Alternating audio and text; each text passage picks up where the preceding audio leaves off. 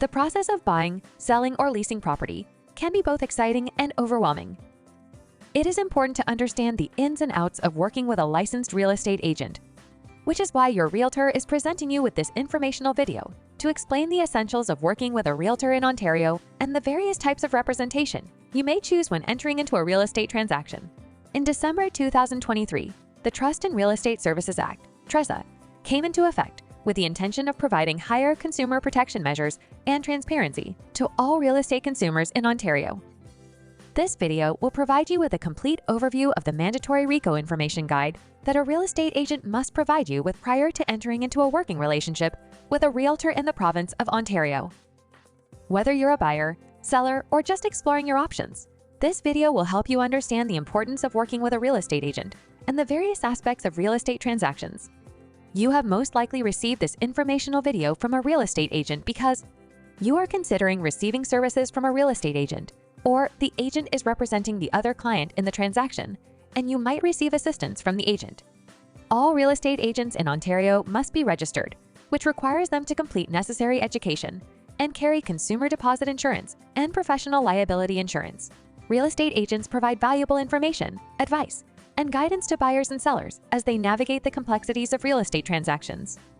If you are a seller, an agent can advise on market conditions, strategy and price, market your home, provide referrals to other professionals, arrange and attend home inspections and appraisals, arrange showings, advise you on how to handle offers and other aspects of the transaction, vet offers and potential buyers, negotiate to achieve the best price and terms for you, and guide you through closing.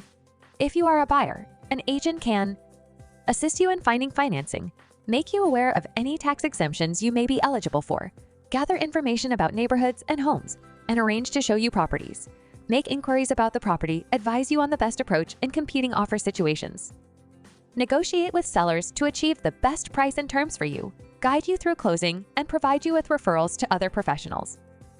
As a client, you also benefit from undivided loyalty, full disclosure, confidentiality, and the avoidance of conflicts of interest. Your agent is committed to promoting and protecting your best interests throughout the transaction. As a client, you have responsibilities too. Be clear about what you want and don't want, and make sure you share all information that might be relevant. Respond to your agent's questions, understand the terms of your agreement with the brokerage, and pay the fees you have agreed to. Now that we have covered the benefits of working with a real estate agent, let's discuss the risks of representing yourself. If you are not a client of a real estate brokerage, you are considered a self-represented party. While the choice of representation in each real estate transaction is yours, there are significant risks associated with electing to be self-represented. If you choose not to work with a real estate agent, it will be your responsibility to look after your own best interests and protect yourself. This may include things like making inquiries about aspects of the property, determining what you believe to be the value of the property, determining how much you are willing to offer or accept, navigating competing offers, deciding what terms you want to include in an offer, and preparing all documents. It's important to be aware that the agent has a legal obligation to act in the best interests of the person on the other side of the transaction. Be aware that the agent is obligated to share anything you tell them with their client, including your motivation, the minimum or maximum price you are willing to offer or accept, and your preferred terms or conditions. The agent cannot provide you with any services, opinions, or advice, do anything that would encourage you to rely on their knowledge, skill, or judgment, encourage you to represent yourself, or discourage you from working with another real estate agent or brokerage. Remember, any assistance the agent offers you is a service to their client, not you. This assistance is in the best interests of their client, not you. They are there to help their client sell or buy a property. The agent must provide you with RICO's information and disclosure to self-represented party form and walk you through it before they can provide you any assistance. And remember, you always have the right to change your mind and get advice as a client of another brokerage. When you decide to work with an agent, you become a client and will sign a representation agreement or a contract with the brokerage. If you do not want to sign an agreement, you should not expect the real estate agent to provide you with any services. In Ontario, there are two kinds of representation to be aware of. The first is brokerage representation. Under brokerage representation, the brokerage and all of its agents represent you. The second is designated representation. Under designated representation, one or more of the brokerage's agents is your designated representative. You are not represented by the entire brokerage. Your representation agreement must be presented to you in writing and should describe the duties owed to you, the services you will receive, your rights and responsibilities, what you will pay, and specific terms of the agreement, including how long the agreement will last and whether you can cancel it. It is important that you read and understand the entirety of your representation agreement.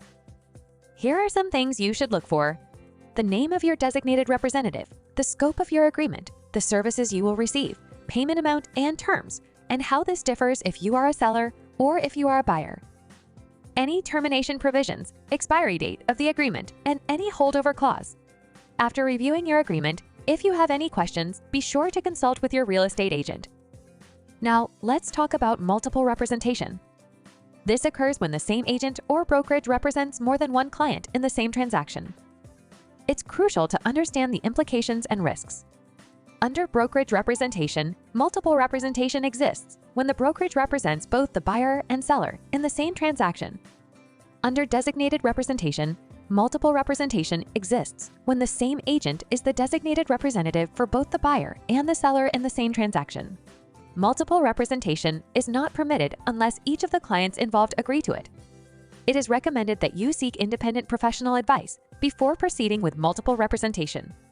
If you agree to multiple representation, the brokerage or designated representative must treat each of the clients involved in an objective and impartial manner, cannot maintain undivided loyalty to you or promote and protect your interests over the interests of the other client, cannot offer advice to you about such things as the price you should offer or accept or terms that should be included in an agreement of purchase and sale. Before agreeing to multiple representation, the brokerage is required to provide you with a written disclosure that explains how the brokerage's duties or the designated representative's duties to you will change, the differences in the services you will receive, and any change to how much you pay the brokerage. Until this information is disclosed in writing to all clients in the transaction, and all parties agree in writing, the brokerage or designated representative cannot take any further steps on behalf of any of the clients. Remember, you have the right to refuse multiple representation. Quick note on open offers. Recently, you may have seen articles in the media about open bidding or an open offer process. Buyers in Ontario who have made an offer on a property are entitled to know the number of competing offers. Sellers choose how much other information, if any, they want to share about the offers they receive. If you are a seller, you decide how much information you want to share about the competing offers. Your agent will advise you based on many factors, and you need to provide clear written direction to your agent before the content of any offers can be shared. If you are a buyer, you decide whether you want to participate in a process where the content of your offer might be shared with other buyers. Your agent can tell you the steps to take to avoid having the content of your offer shared with other buyers. You must be aware that the seller can make the decision to share the content of offers at any time, and you may not know in advance. Lastly, if you encounter issues, it's essential to know how to make a complaint. Contact your brokerage first, and if needed, escalate the matter to RECO, the Real Estate Council of Ontario. To file a complaint, visit RECO's website and follow the complaints process. RECO will review the issue, determine its authority, and take necessary steps. Remember, your concerns are taken seriously. And there you have it. Armed with this information, you're better prepared for your real estate journey. If you have any questions after watching this video and reading the full guide, make sure to ask for clarification from your real estate agent.